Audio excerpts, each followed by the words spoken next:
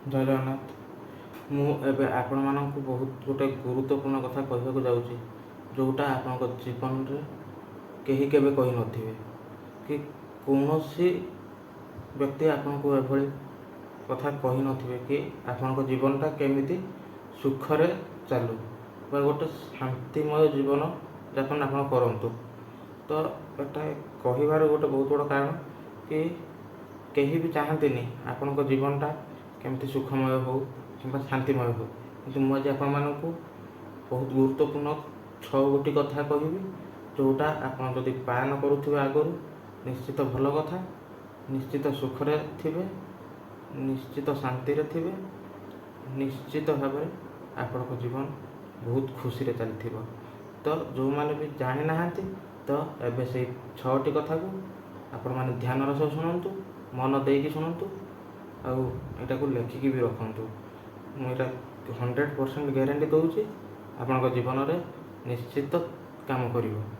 ତ ଧ୍ୟାନର ସହ ଶୁଣନ୍ତୁ, ଗୋଟି ଗୋଟି କରି ଶୁଣନ୍ତୁ, ମନ ଦେଇକି ଶୁଣନ୍ତୁ। ପ୍ରଥମ କଥା, ମନ ଯେଉଁଠି ମିଶୁଛି, ଆପଣଙ୍କ ମନଟା ଯାହା ସହିତ ମିଶୁଛି ବା ଆପଣ ଯେଉଁ ବ୍ୟକ୍ତି ସହ ମିଶୁଛନ୍ତି ତାହା ମନ ସହ ଆପଣଙ୍କ ମନ ମିଶି ଯାଉଛି ବା ଆପଣ ତାହା ସହ ଖୋଲାଖୋଲି ଭାବେ ମିଶି ପାରୁଛନ୍ତି, ତା ଉପରେ ବିଶ୍ୱାସ କରିପାରୁଛନ୍ତି, ତ ସେଇଠି ହିଁ ଭଲ ସମ୍ପର୍କ ତିଆରି କରନ୍ତୁ। ନଚେତ୍ କେବେ ବି କେଉଁଠି ଆଉ ସମ୍ପର୍କ କରନ୍ତୁ ନାହିଁ, ଖରାପ ଲୋକ ସାଙ୍ଗରେ କେବେ ବି ନୁହେଁ। ତ ଯେଉଁ ଜାଗାରେ ଆପଣଙ୍କ ମନ ମିଶି ଯାଉଛି, ତ ଆପଣ ସେ ଜାଗାରେ ଗୋଟେ ସୁନ୍ଦର ସମ୍ପର୍କ ତିଆରି କରନ୍ତୁ, ତ ସେ ସମ୍ପର୍କ ସବୁଦିନ ପାଇଁ ରହିବ ନିଶ୍ଚିତ। ତାପରେ 2 ନମ୍ବର କଥା, ତ ଯେଉଁଠି ଇଜ୍ଜତ ନାହିଁ ସେଠାକୁ ଯାଅ ନାହିଁ। ଯେଉଁଠି ଆପଣଙ୍କୁ କେହି ଜଣେ ସମ୍ମାନ ଦେଉନାହାନ୍ତି ବା କେହି ଜଣେ ଇଜ୍ଜତ ଦେଉନାହାନ୍ତି, କେହି ଆପଣଙ୍କୁ କେୟାର କରୁନାହାନ୍ତି ବା ରେସପେକ୍ଟ ଦେଉନାହାନ୍ତି ବା କେହି ଆପଣଙ୍କୁ ପଚାରୁନାହାନ୍ତି, ତ ସେ ଜାଗାକୁ କେବେ ବି ଯାଆନ୍ତୁନି। ତ ଯେଉଁ ଜାଗାରେ ଆପଣମାନଙ୍କର ସମ୍ମାନ ଅଛି, ଇଜ୍ଜତ ଅଛି, ଗଲେ ଭାଇ କି ସାଙ୍ଗସାଥି ଏମିତି କହିକି ପଚାରୁଛନ୍ତି ନା, ତ ସେଭଳି ଜାଗାକୁ ଯାଆନ୍ତୁ, ନଚେତ୍ ସେ ଜାଗାକୁ ଯାଆନ୍ତୁନି କି ଯେଉଁଠି ଆପଣଙ୍କର ଇଜ୍ଜତ ନାହିଁ, ଯେଉଁଠି ଆପଣଙ୍କୁ ଇଜ୍ଜତ ମିଳୁନାହିଁ। ତ ଏଟା ଥିଲା 2 ନମ୍ବର କଥା। ଏବେ ଯିବା 3 ନମ୍ବର କଥା। 3 ନମ୍ବର କଥା କ'ଣ? ଯିଏ ଶୁଣୁନାହିଁ ତାକୁ ବୁଝେଇବା ଦରକାର ନାହିଁ।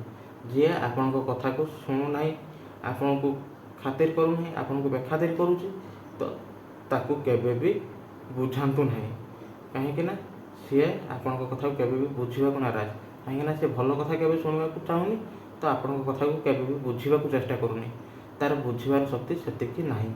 ତ ଯିଏ ବୁଝୁନାହିଁ ତାକୁ କେବେ ବି ବୁଝାନ୍ତୁ ନାହିଁ, ଛାଡ଼ି ଦିଅନ୍ତୁ ତା ବାଟରେ, ସେ ଯାଉ ଯୁଆଡ଼େ ଯାଉଛି, ଆପଣ ଆରାମରେ ରୁହନ୍ତୁ। ଏ ଥିଲା 3 ନମ୍ବର। ତାପରେ ଏଟା ଆଇଲା 4 ନମ୍ବର କଥା। ତ ଯିଏ ସତ କଥାରେ ରାଗେ ତାକୁ ମନେଇବା ଦରକାର ନାହିଁ।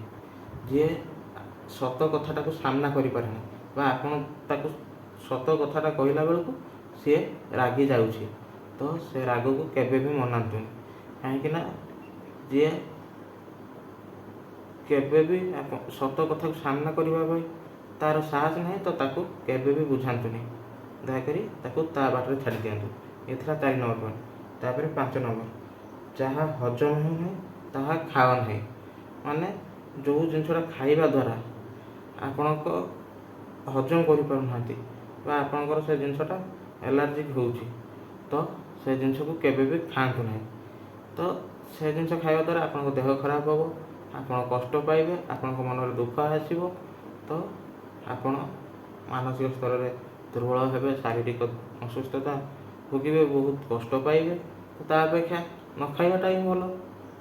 ତ ନ ଖାଇଲେ କ'ଣ ହେଇଯାଉଛି, ଆମେ ଏବେ ଖୁସିରେ ଅଛନ୍ତି, ଭଲରେ ଅଛନ୍ତି, ତ ଯେଉଁ ଜିନିଷଟା ହଜମ କରିପାରୁନାହାନ୍ତି ତାକୁ କେବେ ବି ଖାଆନ୍ତୁ ନାହିଁ।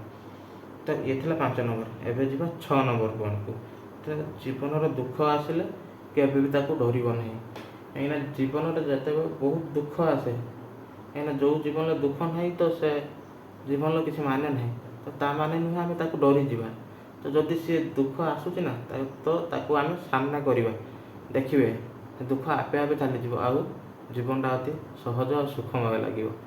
ତ ଏଇ 6ଟା କଥା ଯଦି ଆପଣମାନଙ୍କୁ କହିବା ପାଇଁ ଚାହୁଁଛନ୍ତି, ତେବେ ଆପଣ ଯଦି ଆପଣଙ୍କ ଜୀବନରେ ସୁଖ ଚାହୁଁଛନ୍ତି ତାହେଲେ ଏଇ 6ଟା କଥାକୁ ନିଶ୍ଚିତ ରୂପେ ପାଳନ କରନ୍ତୁ। ଦେଖିବେ ଆପଣ ବହୁତ ସୁଖରେ ରହିବେ, ଆନନ୍ଦରେ ରହିବେ। ତ ଏଇ 6ଟା କଥାକୁ ନେଇକି ମୁଁ ଆଗକୁ ଆଉ ଗୋଟେ ଭିଡ଼ିଓ ଆଣିବି।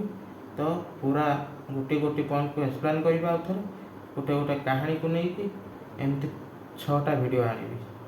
6ଟା ପଏଣ୍ଟ 6ଟା ଭିଡ଼ିଓରେ ଆପଣମାନଙ୍କୁ ପୁରାପୁରି ବୁଝେଇଦେବି।